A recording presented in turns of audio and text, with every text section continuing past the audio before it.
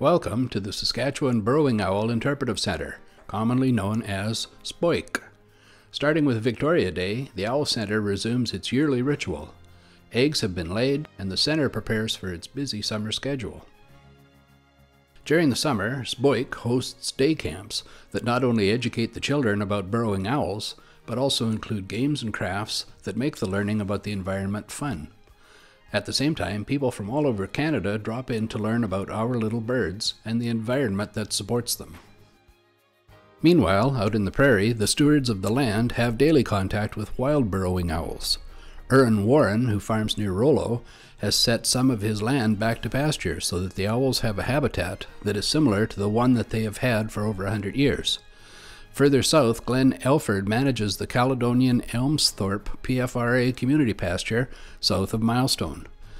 This land has a last frontier feel to it. For that reason, it was used for some of the scenes of the made-for-TV movie The Englishman's Boy. Back at the Owl Centre, the young owls are spending most of their day near the entrance of their nest box, surveying the world around them. You can easily distinguish the young from their parents. Their chests do not have the speckling that their parents do. It is time to band the young and release them to the wild. A cardboard juice container is an ideal tool to hold the owls during this procedure. This is done by fitting one of the owl's wings through a slit in the side of the container. The young owls can then be held securely while staff performs the banding. The band is placed snugly around the owl's leg and snapped shut with pliers. When they are out in the wild, the owls have to be captured before information of this type of band can be read. After banding, the owls are weighed. This information, along with the numbers on the bands, are recorded and later transferred to an international database.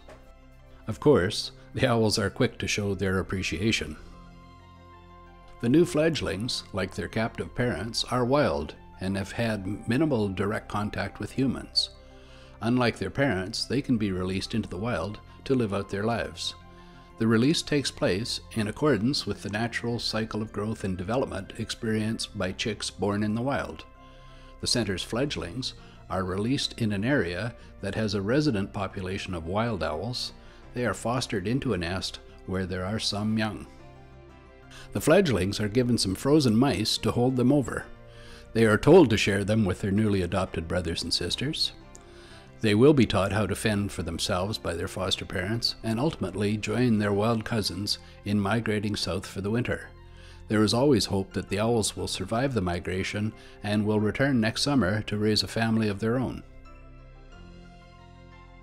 During the fall, our two imprints begin the 8-month educational program called Owls on Tour.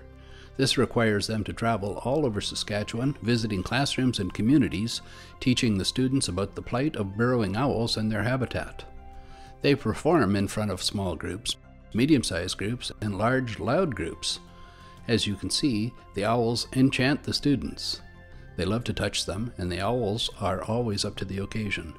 Brent and Sanders can settle down even the toughest crowd.